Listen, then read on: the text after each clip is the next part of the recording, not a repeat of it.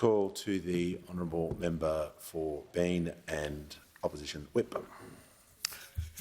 Thanks, Speaker. My question is to the Minister for Education. What is the Albanese Labor government doing to build a better and fairer education system and support students with the cost of living? Are there alternative approaches?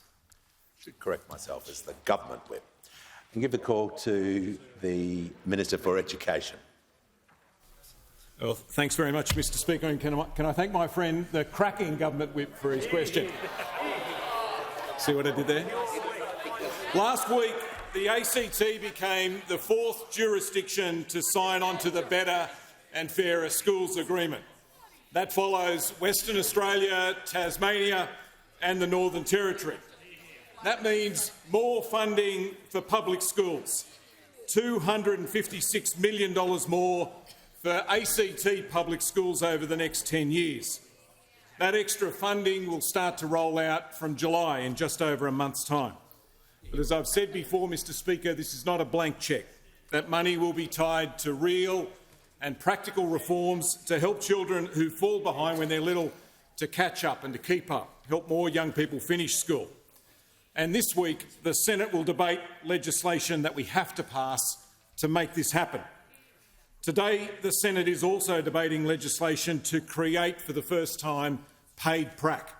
That's financial support for teaching students, nursing students, midwifery students and social work students while they do the practical part of their degree. These are people who've signed up to do some of the most important jobs in this country.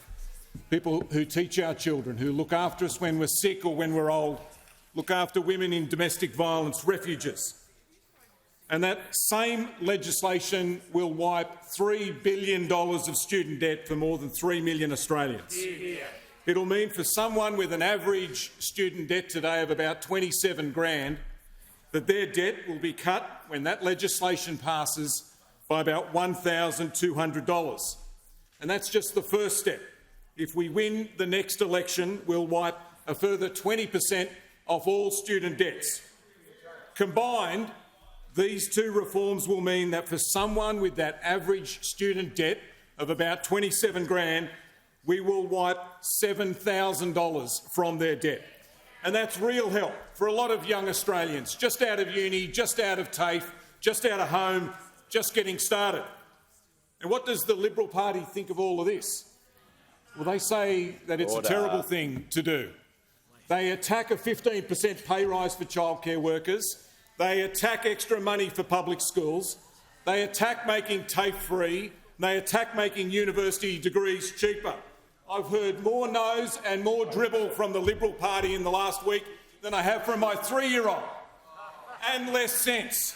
This reckless and arrogant Liberal Party that seem to not understand the power of education or what it can do, but we do, and so do the Australian people.